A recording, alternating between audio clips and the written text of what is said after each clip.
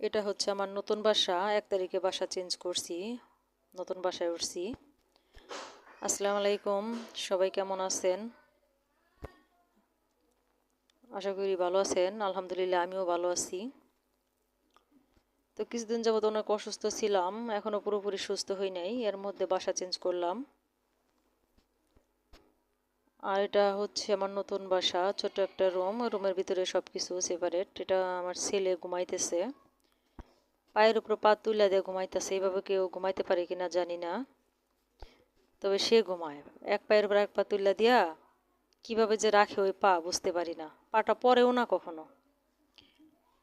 Fridge থেকে মিষ্টি বের করছে, মিষ্টি বের করে খাইয়া খালি কাপটা টেবিল উপরে রেখে দিছে। মিষ্টি শেষ। আর আমি অনেক সকাল সকাল উঠে গেছি। আপনারা হয়তো ভাবতেছেন রুমের ভিতরে দড়ি টানানো। হ্যাঁ, বাসায় বেলকনি নাই, নিচে রুম, এই জন্য রুমের ভিতরে দড়ি টানাইছি, টানিয়া কাপড়গুলো শুকা দেই। এইদিকে ওয়াশরুম, এটা হচ্ছে ছোট একটা কিচেন।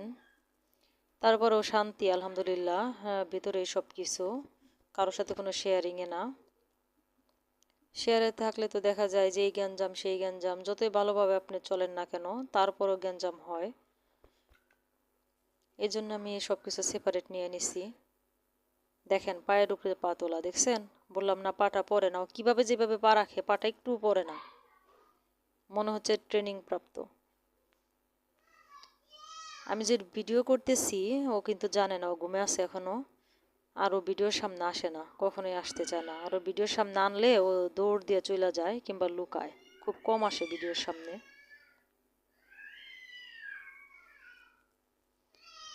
কাপড়গুলো ভেজা ছিল, রাতে দূরের উপরে শুকা দিছি, দিয়ে রাখছি। এখনো অনেক সকাল, লোকজন তেমন একটা উঠে নাই।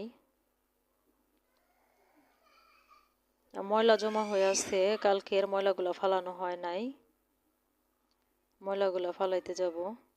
আর আমার সামনে দেখেন, এটা হচ্ছে টিন শেড বাসা। ওই বাসার গেট হচ্ছে ওই সামনের ওই পাশ দিয়া।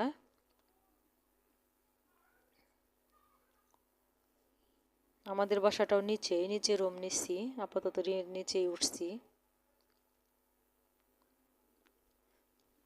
আর ময়লাগুলা ফালাইতে যাইতে হয় বাসার থেকে বের হয়ে, সামনে একটু দূরে না, বাসার সামনেই। সবাই আমার জন্য দোয়া করবেন। আমি অসুস্থ, যেন তাড়াতাড়ি সুস্থ হয়ে যায়, আল্লাহ পাক যেন আমার তাড়াতাড়ি সুস্থ করে দেয়। আর এটা হচ্ছে আমার বাসার সামনে, এই চিবাতে বের হইতে হয়। আর বাসাটা এটা ভেঙে ফেলবো, সামনের এই বাসা